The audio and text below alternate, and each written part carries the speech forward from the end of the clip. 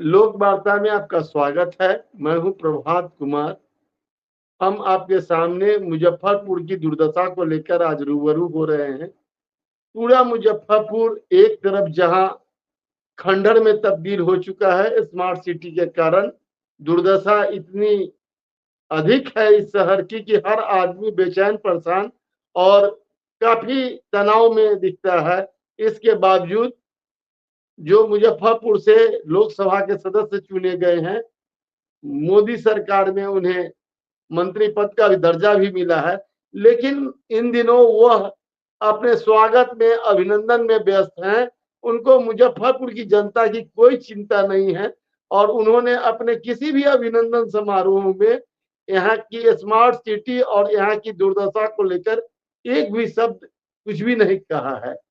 आपको बता दें कि भारत की दुर्दशा को लेकर एक समय जिस तरह से भारतेंदु हरिश्चंद्र ने भारत दुर्दशा का जिक्र किया था, अगर आज मुजफ्फरपुर में कोई संवेदनशील कवि होता तो वो मुजफ्फरपुर की दुर्दशा पर कविता लिख सकता था और वह कह सकता था कि हाँ हाँ, मुजफ्फरपुर की दुर्दशा नहीं देखी जाए। मुजफ्फरपुर में जिस तरह से लगातार 10 सालों से दुर्दशा की स्थिति बनी हुई है, 7 साल हो गया स्मार्ट सिटी का कार्य शुरू हुए और इस 7 साल से 3-4 साल तो कमीशन के चक्कर में इसका स्मार्ट सिटी का गवर्निंग बोर्ड नहीं बन सका। उसके बाद बना भी तो यहाँ की राजनीतिक खींचातानी में इसके कई कई प्रपोजल बने और फिर रद्द हुए। कई बार टेंडर निकला और कई बार टेंडर कैंसिल हुआ और आज की स्थिति यह है कि मुजफ्फरपुर में किसी तरह से स्मार्ट सिटी के नाम पर जो योजनाएं चल रही है वो उसे पूरा किया जा रहा है, उसकी खाना पूर्ति की जा रही है। सड़क आज बन रहा है और कल धस जा रहा है। सबसे वेदनापूर्ण स्थिति यह है, विडंबना यह है कि जो न्यायालय का मुख्य रोड है जहां डिस्ट्रिक्ट जज बैठते हैं, मैं कुछ दिन पहले जब लोकसभा का चुनाव चल रहा था उस समय मैं उधर से गुजर रहा था, मैंने देखा कि वो सड़क जो है सो पूरी तरह से धंस गया और उसको किसी तरह से भरकर उसको काम चलाऊ बनाने की कोशिश की जा रही थी। तो किस स्तर का यहाँ काम चल रहा है और किस स्तर का यह स्मार्ट सिटी बन रहा है, यह जनता देख रही है और जनता में इसको लेकर काफी नाराजगी है। फिर भी हमारे जो लोकसभा के सदस्य हैं, जो हमारे जनप्रतिनिधि हैं, एक जनप्रतिनिधि जो विधायक है, उनके उनको लेकर तो यहाँ की जनता उम्मीद भी छोड़ चुकी है। वो उनसे कुछ उम्मीद भी नहीं करती है कि वह इस शहर के बारे में कुछ बेहतर सोचेंगे और बेहतर करेंगे। इस बार वह लोकसभा का चुनाव भी लड़ना चाहते थे, लेकिन टिकट नहीं मिलने पर उन्होंने जो किया वो पूरी जनता जानती है, हमको बताने की जरूरत नहीं है।